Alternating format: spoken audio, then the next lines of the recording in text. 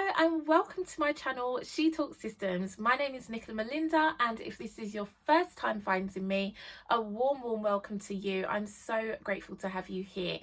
So today's video, we are focusing all about workflows and more specifically, how to structure your client workflows. So there are 3 key workflows that I always encourage service providers to make sure they have nailed down in their business. And these workflows are going to help you to have consistency, work more efficiently with your clients, and still deliver that high level client experience. So if you're struggling and you're finding that you're doing quite a lot manually in your business up to this point, then I'm going to show you 3 key workflows that are going to support you.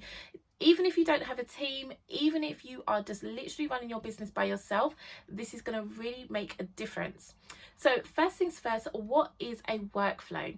So if you're new to this term, you're new to planning out your processes and trying to think about how to streamline things in your business, then you're going to start hearing the word workflow quite a bit. A workflow is literally a process of action steps that take you from point A all the way to point B or to the end goal, from start to finish. And so what a workflow does is it allows you to know exactly what your customer journey is and how you are delivering that service, how you are serving your clients all the way through that process. So I like to use an amazing platform called Dubsado, which allows you to build out automated workflows in your business. So if you're looking to structure a more consistent client experience and build that into your business, you want to have a system that supports you as you bring on new clients, as you serve your current clients, then Dubsado is an amazing tool because it allows you to house all of your client management actions and tasks in one place. But not only that, you can build those tasks into workflows. So you'll have step-by-step action points that will take place. You can choose exactly what is automated and what is not. So let's get into the meat of the video. Now that we've covered on workflows, then let's actually get into what workflows will support you in your business. So number 1, first workflow that I always recommend is having an intake workflow. So what is that? What do I mean by an intake process? So this is the real start of your customer journey. They've seen you on social media, they've checked out your website, they know they want to get in touch with you. Your inquiry process is now how you bring them into your CRM, into your database, and allow them to actually try and connect with you one-on-one. So this may be the point where you are encouraging clients to book a call, or perhaps they have to fill out an application form to work with you. So the first workflow that you would want to think about is how are you going to manage this process? Now, a lot of people will start with a contact form in this area, fill out a form, and then invite someone to book a call. Or you can also do it the other way around. You might have a client be able to book a call on your calendar or book time on your calendar and fill out a form in the same process. Now, this is an amazing way for you to start communicating with your clients. Now, I know that if you're doing this process manually, if you don't have anything automated, what happens a lot of the time is that clients may actually fill out a form and then they don't get a response after, or they book an appointment and they don't necessarily get a confirmation email of that appointment and the appointment details. So what happens is things start to fall through the cracks. Money gets left on the table. So by actually implementing a lead capture workflow, you are able to capture all of the people who are interested in working with you, who want to know more about your services. But not only that, you're able to retain their details, you're able to connect with them automatically, have an email response go out to them, and you can connect in that workflow next steps. So for instance, if someone reaches out and they fill out a form with you, but they don't necessarily book a discovery call, then you can build follow-up emails into your workflow, which will allow you to continue to nurture them through that process. It may just be that they've forgotten to book a call, so you reaching out again and just giving them that reminder will prompt them. Give them the option to book another call with you. Share some value. Invite them to your free social media platforms, your Facebook group. If you have a YouTube channel like this, invite them so that they can still stay connected with you. So I love to do this. I have 3 follow-ups in my leads capture process that I can send out if a client doesn't book a call, if they don't take action. And that allows me to stay top of mind for them. And I do get to a point in my workflow, if I don't hear from that prospect, where I just say, maybe it's not for you, that's absolutely fine. I'll be in touch next time, and I'll follow up with them probably in a month or so. And your inquiry process ideally will lead your client to booking a discovery call and getting you to the point of being able to book a sale. So now we get to the second workflow, which is your client onboarding. Client onboarding is huge for service providers. It doesn't matter what you do in your business, whether you're a VA, an OBM, a business coach. It does not matter. As a service provider, we all will be onboarding our clients one way or another. So having a client onboarding workflow is not only going to make life easy for you, it's going to make life so much easier for your clients. It's the biggest mistake that I see a lot of service providers making in their business is that they don't have direct steps as to what is going to happen during the onboarding phase. Many business owners get to this point of having a client who wants to work with them and they have no idea how they are going to bring them into their business. So I want to help you eliminate this by helping you build out your client onboarding workflow. So the first stage in thinking about your client onboarding workflow is understanding how are you going to initially sign your client. Are you going to send them a proposal? Do they need to select certain packages in order to build out a quote so that you can bring them on board? If that is the case, then you can use Dubsado to help you with that. It has an amazing proposal, and the proposal form will actually make it super easy for you to build out a quote so that your clients can just simply select the packages, select the services they need, and they can sign their contract and pay their invoice on the next steps. So if you are using the proposal form, that's an amazing way to start the process of working with you. Now, if you don't want to use a proposal form and you pretty much know your packages, they're the same every single time, or you just like to actually be in charge of managing the invoices, what you can do is start with creating the invoice, and then you can send the contract agreement to your new client with the invoice as well, and they can fill out the contract and pay the invoice all in one go. You can send that in one email, send that to them, and then once they have completed those steps, then you are able to follow up with another email. Now, if you are using Dubsado to send your contracts, then that's amazing. Dubsado do send a generic email as soon as a contract is signed. So they will tell your client, here's your contract, you're fully on board, or your contract's been completed. But what I always recommend is following up with your clients with another email to let them know, hey, thank you, your booking is definitely confirmed. And include some steps so you can use this as a welcome email to welcome them into your business. Now, some of the things I like to include in my welcome email will be access to the client portal.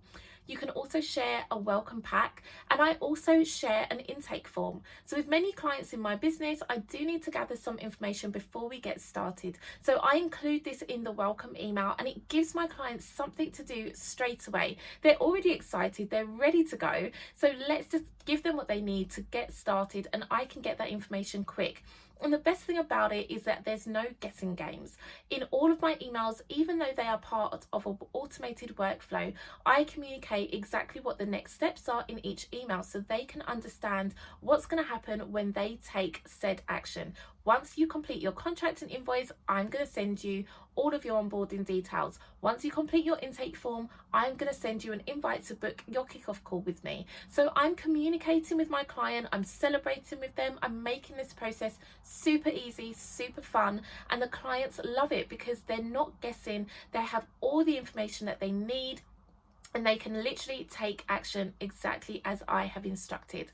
I love onboarding my clients through Dubsado. It makes it so easy. So if you are doing things manually, check the link below, and I highly recommend checking it out. It is an affiliate link, but you will see the difference. So my third, and not necessarily the final workflow, but a third key workflow you should have in your business is an offboarding workflow. So what do I mean by this? Well, not all of our clients are going to stay with us forever. As much as we love on our clients, the project will come to an end eventually. So whether you work on a retainer basis or a project basis, having an offboarding workflow is a great way for you to not only prepare your client for the end of the project, but also for you to keep them engaged. Let them know what they can expect in the upcoming days or weeks. So depending on your service, you will gauge when you will start sending out key information. But some of the things that I highly recommend including in your offboarding workflow will include your wrap-up emails. So let your client know that, hey, we're coming to the end of our project. So that could be a week or two out from the end date. Let them know what they can expect. Are they going to be invited onto a training call, a wrap-up call? How are you going to be sending deliverables? Let them know exactly what they can expect, and also when their last day with you will be. Clients love to know exactly what is coming up. They love that communication piece. So be open, be transparent with them. The next things you want to think about is actually having an email in that workflow where you are sending deliverables. Let them know, oh my goodness, it's our last day, it's been amazing. Tell them how much you've enjoyed the experience of working with them, but also how they can find their deliverables, and make it super, super nice, you guys. Let's look to make these workflows not just automated, but really personalized. And you really want to bring the whole experience to a lovely close. So I highly recommend having an email that's specifically sending out deliverables to them in a really nice way. Whether you link that to a document, a PDF, or a Google Drive, however you do that is totally up to you. Just wrap it up really nice. And so the next thing that I love to include is a client experience form. I want to know how they found the experience of us working together. Did they enjoy it? Did they have any wins? Were there any tangible results or intangible results that I may not have considered?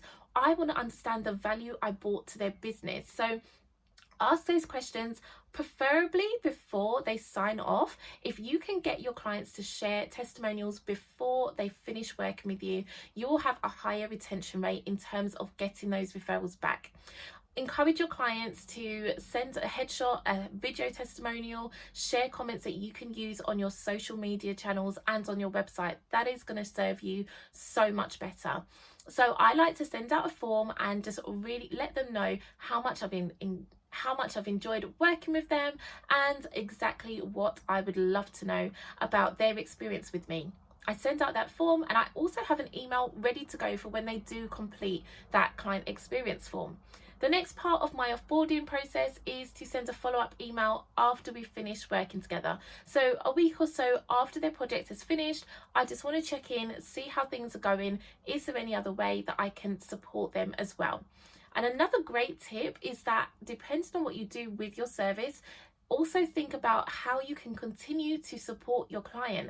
Do you have another package or an upsell that they would be a perfect fit for? Now, you may have actually spoken to your clients about this personally, one-on-one, but still include this as part of your offboarding process. Now, how you choose to build this out, I highly recommend sitting down, get a Google Doc or pen and paper, and write out all of these key steps, and then think about what makes sense for your business. Every business is different. Everyone operates differently in their business. So think about what makes sense for these steps to happen, and then you can actually put them together into a succinct workflow so that can be going on in the background without you having to manually remember what you need to say, that you need to follow up with these clients. You can literally have that workflow applied. Sometimes it depends on your service, you can apply that workflow automatically after they've been onboarded to your business. So that workflow might kick off within a certain period of time. But there are ways for you to manage that so that you're not having to be hands-on and thinking of all the things manually in your business.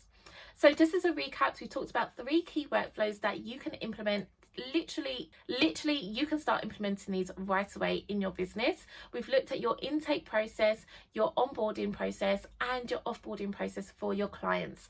Drop a comment below, let me know how you would implement these in your business. What workflows do you need help with, and how would that make an impact to your business and how you're operating it? Thank you so much for watching this video today. I hope it's been super helpful. If you enjoyed this video, please make sure you hit subscribe below, and you'll get notifications every time I share a new video on my channel. And don't forget to drop a comment. Come and hang out with us in the She Talks Systems Facebook group.